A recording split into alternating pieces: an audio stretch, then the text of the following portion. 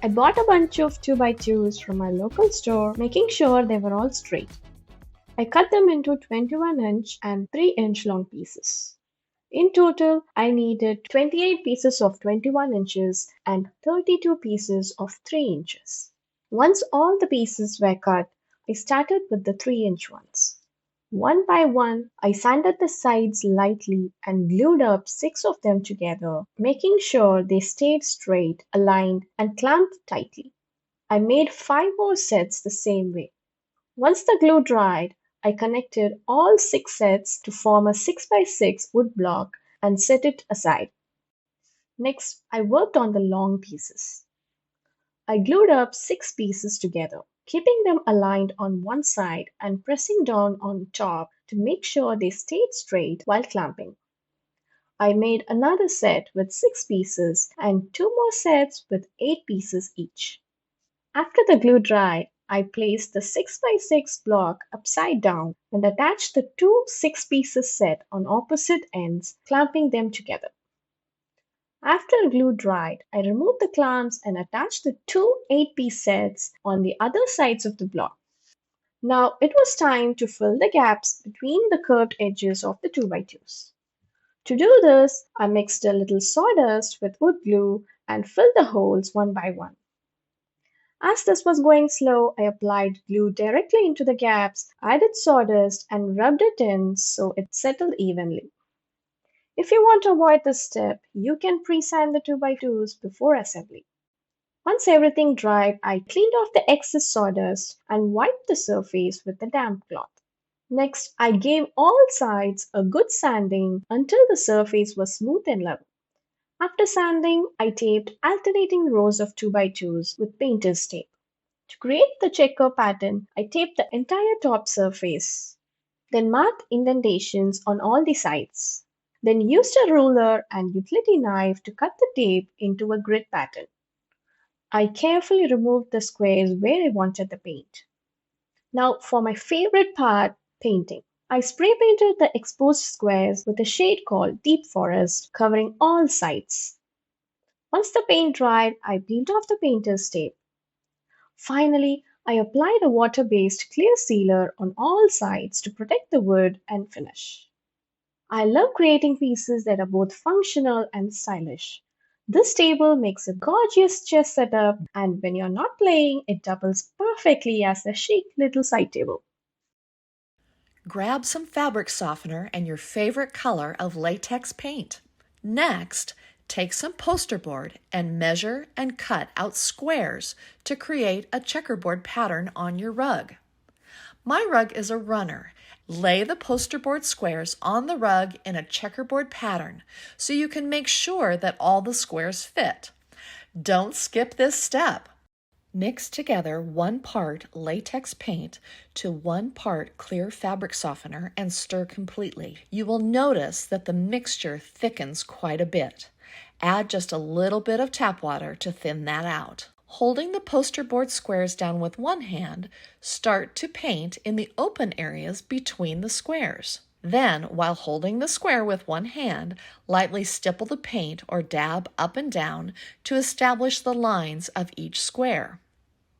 It's a good idea to paint all the squares lightly and then go back and fill in with more paint.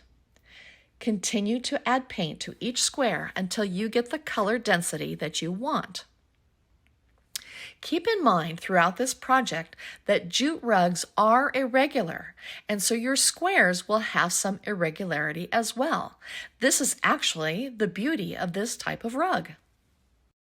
This rug can be used in so many places in your home. Use in a hallway, a mudroom, or even in front of your kitchen cooktop. This is one of the coolest upcycles I've done lately. I had this old chess game sitting around, but it was missing some pieces, and honestly, it's not much fun to play chess if you're missing some pawns or a knight. But rather than toss it in the trash, I thought, why not make this into something functional? Your first step is to figure out how you want to arrange your chess pieces across the board. Once you know where you want them, drill small pilot holes into the chessboard and also into the bottoms of each of the pieces that you're using. And then from the back side of the board, drive those small screws up through the board and into the base of your chess piece. Now, once all of your pieces are attached, it's time to hang this up on the wall. Now that it's on the wall, do you see how these pieces look like little hooks? This project transforms an old, forgotten chessboard into a really clever jewelry organizer. You can hang necklaces on the hooks and even some bracelets, and you have the coolest display piece for them. For today's project, I grabbed a table that I have and took the legs off, set it up on some cardboard. It's 20 inches by 20 inches. What you're going to do first is we got to mark around the table at 2.5 inches. This is where we're going to put our first layer of tape. Using a square makes it easy. You can slide it back and forth. All you need is 2 marks on each side. Now, the reason I use a pencil is because you can erase it whenever we're done putting the tape down. Take your speed square, again, put it at the 2.5 inch mark, slide it back down again, another 2.5 inch mark. Now it's time to lay the tape down. Put the tape on the outside of the 2.5 inch mark. You're going to do this on all 4 sides. When you're putting the tape down, make sure you go all the way around the edges, and I'll show you why later. But we want to make sure that the tape is flat so we don't get any bleed under the tape. Many of you know what that's like, and it's not fun. Now that we've done this, we've got to mark our game board. If you've ever seen some checkerboard, you know they're about 2 inches wide. Now, this tape is actually 1 7/8, so you're going to go in 1/8 of an inch at every 2 inch mark. I use a tape measure. You can use the tape as a guide, but the tape measure is easier for me. I'm going to mark this all the way around. Once I do that, it's time to lay the tape. Start on one side, make sure it's flat, make sure it goes flush. You're going to do one side, and then we're going to tape the other. I know what you're thinking. We're putting too many layers on, but that's okay. We need to show this pattern, but we still don't have a true checkerboard. Any place that you have 2 layers of tape right here needs to be cut out with the square. I took a little X-Acto knife and very gently, so I don't scratch the table, cut through the tape. Once you go ahead and cut through it on each side, then what we're going to do is pull the tape up very gently, again, not to scratch the table, and it's going to give you a perfect square. We've got to go around and get every place that has a double layer of tape and remove that square.